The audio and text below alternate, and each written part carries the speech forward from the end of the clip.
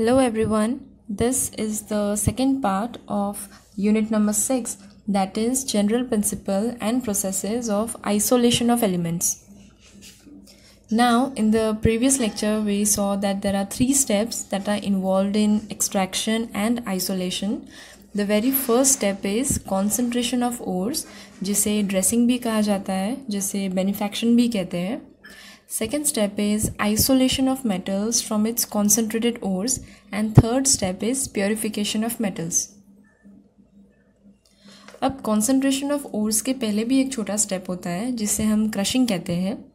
ये जो ores मिलते हैं हमें, ये ऐसा नहीं है कि powdered form में ही मिले, they are very much larger in size.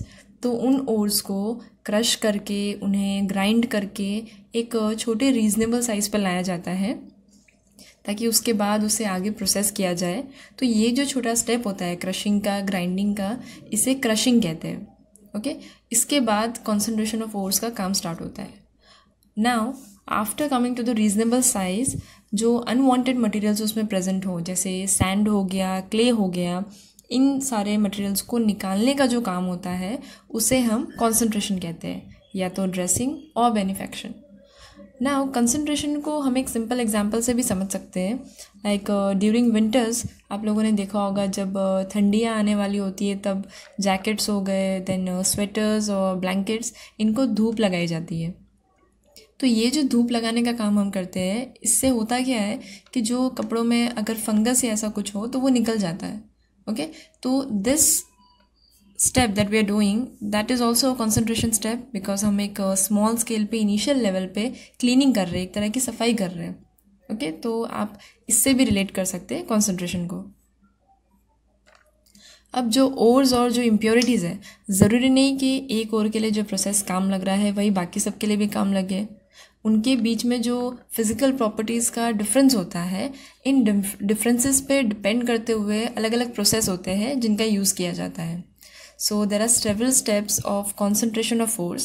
सबसे पहला स्टेप होता है हाइड्रोलिक वॉशिंग, जिसे ग्रेविटी सेपरेशन भी कहते हैं, जिसे लेविगेशन भी कहते हैं.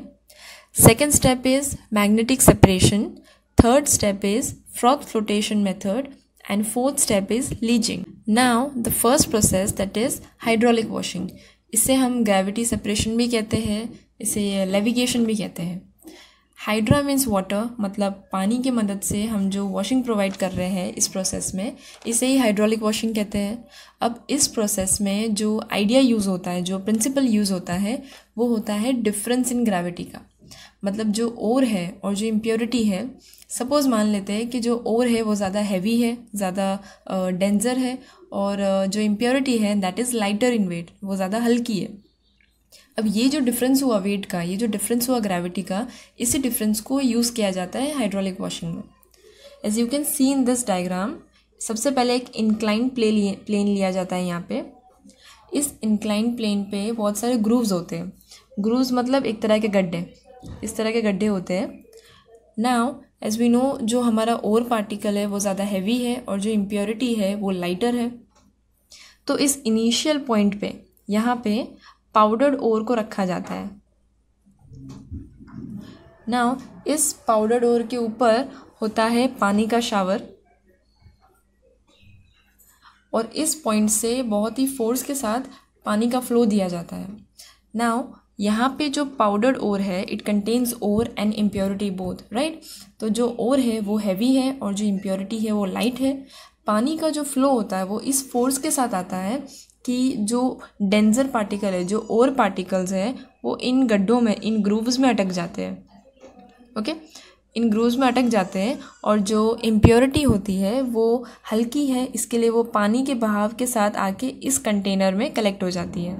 तो यहाँ पे पानी और गैंग पार्टिकल्स दोनों कलेक्ट हो जाते हैं. तो इस तरीके से हम लोग जो ओर्स है और जो इम्प्योरिटीज़ हैं जिनमें ग्रेविटी का डिफरेंस है, उनको सेपरेट आउट कर सकते हैं. अब ये जो प्रोसेस है ये टिन ओर्स के लिए, आयन ओर्स के लिए यूज़ किया जाता है.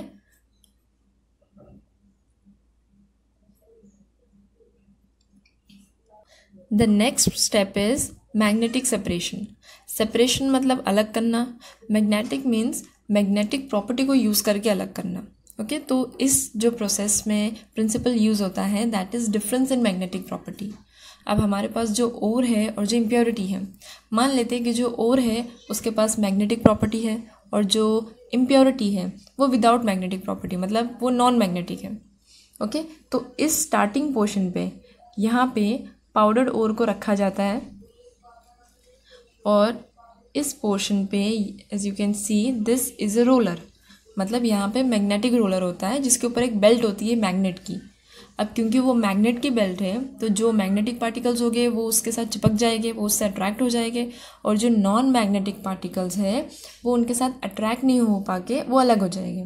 सो जब ये रोलर घूमता है, जब ये रोलर यहाँ से स्टार्ट होकर घूमेगा तो जो अट्रैक्टेड पोर्शन होगा ओर्स का जिनमें मैग्नेटिक प्रॉपर्टी है वो इन रोलर्स के साथ चिपक जाएंगे, इनके साथ अट्रैक्ट हो जाएंगे। अट्रैक्ट होते हुए इस पॉइंट पे आके वो नीचे इस कंटेनर में कलेक्ट हो जाते हैं।